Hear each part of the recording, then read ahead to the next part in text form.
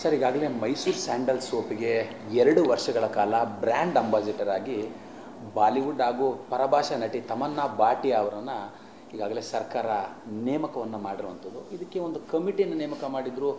ಯಾರನ್ನು brand ambassador ಮಾಡಿದ್ರೆ ನಮ್ಮ ಬ್ರ್ಯಾಂಡ್ ಮತ್ತಷ್ಟು ಹೆಚ್ಚಿಸ್ಕೊಳ್ಳುತ್ತೆ ಅನ್ನೋಂಥ ಕಾರಣಕ್ಕೆ ಯಾರು ರಜನಿಕಾಂತ್ ಅನ್ನುವಂಥ ಆ ಕಮಿಟಿಯ ಅಧ್ಯಕ್ಷರು ಈಕೆ ಹೆಸರನ್ನು ಸೂಚಿಸಿ ಅದಕ್ಕೆ ಸರ್ಕಾರ ಕೂಡ ಈಗಾಗಲೇ ಒಪ್ಪಿಗೆಯನ್ನು ಸೂಚಿಸಿರುವಂಥದ್ದು. ತಾವು ಈಗಾಗಲೇ ತುಂಬ ದೊಡ್ಡ ಮಟ್ಟದಲ್ಲಿ ಆಕ್ರೋಶವನ್ನು ಕೂಡ ವ್ಯಕ್ತಪಡಿಸಿದ್ರಿ, ಎಚ್ಚರಿಕೆಯನ್ನು ಕೂಡ ಕೊಟ್ಟಿದ್ದೀರಾ. ಏನು ಹೇಳ್ತೀರಾ ಸರ್? ನೋಡಿ,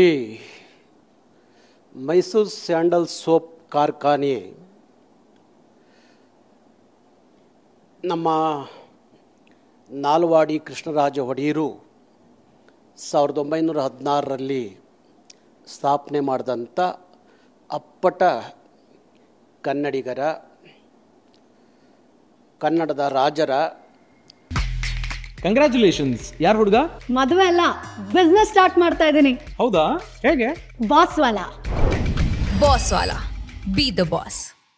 ಸ್ಥಾಪನೆ ಮಾಡಿದಂಥ ಕಾರ್ಖಾನೆ ಇಲ್ಲಿವರೆಗೂ ನಡ್ಕೊಂಡು ಬಂದಿದೆ. 1916ರಿಂದ ಇಲ್ಲಿವರೆಗೂ ನಡ್ಕೊಂಡು ಬಂದಿದೆ.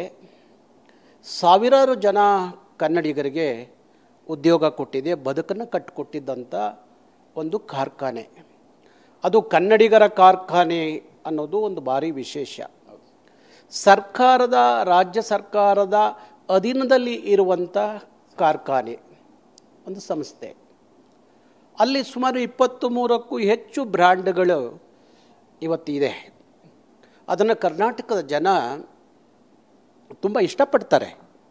ಮೈಸೂರು ಸ್ಯಾಂಡಲ್ ಸೋಪ್ ಕಾರ್ಖಾನೆಯ ಸಂಸ್ಥೆಯ ಅನೇಕ ಬ್ರ್ಯಾಂಡ್ಗಳನ್ನು ಕನ್ನಡಿಗರು ಇವತ್ತಿಗೂ ಬಳಸ್ತಾರೆ. ನಾವೆಲ್ಲ ಹಾದೆ ಸೋಪುಗಳನ್ನು ಬಳಸುವಂಥದ್ದು. ಈಗಿರುವಾಗ ಅದು ರಾಷ್ಟ್ರ ಮಟ್ಟದಲ್ಲಿ, ಅಂತಾರಾಷ್ಟ್ರ ಮಟ್ಟದಲ್ಲಿ ಖ್ಯಾತಿ ಪಡ್ಕೋಬೇಕು ಅನ್ನುವ ಒಂದು ವಿಚಾರವನ್ನು ಮುಂದಿಟ್ಕೊಂಡು ಬಾಲಿವುಡ್ ನಟಿ ತಮನ್ನಾ ಭಾಟಿಯಾ ಅವರಿಗೆ 6,20,00,000 ಕೊಟ್ಟು 2 ವರ್ಷದ ಅವಧಿಯಲ್ಲಿ ರಾಯಭಾರಿಯಾಗಿ ಮಾಡಿಕೊಳ್ಳುವ ಮುಖಾಂತರ ಕನ್ನಡಿಗರನ್ನ ಅವಮಾನ ಮಾಡುವಂಥದ್ದು ನಮ್ಮ ಸರ್ಕಾರದ, ನಮ್ಮ ಕನ್ನಡಿಗರ ಸಂಸ್ಥೆಯಲ್ಲೇ ನಡೆಯುತ್ತೆ ಅನ್ನೋದಾದರೆ ಮತ್ತು ಬೇರೆಯವ್ರಿಗೆ ನಾವೇನು ಉಪದೇಶ ಮಾಡಬೇಕು? ಯಾಕೆ ಕನ್ನಡ ಚಿತ್ರರಂಗದಲ್ಲಿ ಅದ್ಭುತವಾದಂಥ ನಟಿಯರಿದ್ದಾರೆ, ನಟರಿದ್ದಾರೆ.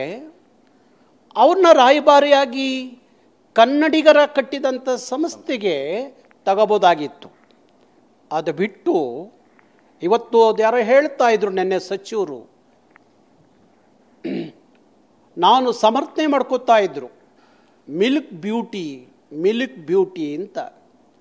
ಯಾವ ಮಿಲ್ಕ್ ಬ್ಯೂಟಿ ರೀ? ಅವ್ರಿಗಿಂತ ಭಾರಿ ದೊಡ್ಡ ಬ್ಯೂಟಿ ನಮ್ಮ ಕರ್ನಾಟಕದಲ್ಲಿ, ಕನ್ನಡದಲ್ಲಿದ್ದಾರೆ. ಕನ್ನಡದ ಹೆಣ್ಮಕ್ಳಿದ್ದಾರೆ. ಅವ್ರಿಗಿಂತ ಏನು ಸೌಂದರ್ಯದಲ್ಲಿ ಕೊರತೇನಿಲ್ಲ. ಯಾವುದಕ್ಕೆ ಕಾರಣ, ಏನಕ್ಕೋಸ್ಕರ ಆಯ್ಕೆ ಮಾಡಿಕೊಂಡ್ರಿ? ಯಾರು? ರಜನಿಕಾಂತ್ ಆಯ್ಕೆಯ ಸಮಿತಿಯ ಅಧ್ಯಕ್ಷ. ಅವನಿಗೇನು ಒಪ್ಪಂದವ, ಯಾವ ರೀತಿಯ ಅವಳ ಜೊತೆ ಒಪ್ಪಂದ ಇದೆಯೋ ಗೊತ್ತಿಲ್ಲ. ಇಂಥ ಜನರಿಂದ ಕರ್ನಾಟಕದ ಒಂದು ಕನ್ನಡಿಗರು ಕಟ್ತಂಥ ಸಂಸ್ಥೆಯಲ್ಲಿ ಕನ್ನಡಿಗರಿಗೆ ಆದ್ಯತೆ ಸಿಗಲ್ಲ ಅನ್ನೋದಾದರೆ ಅದು ಎಷ್ಟರ ಮಟ್ಟಿಗೆ ಇದನ್ನು ಒಪ್ಕೋಬೇಕು ಅನ್ನೋ ಒಂದು ನಮ್ಮನ್ನೆಲ್ಲ ಕನ್ನಡಿಗರನ್ನ ಕಾಡುವಂಥದ್ದು.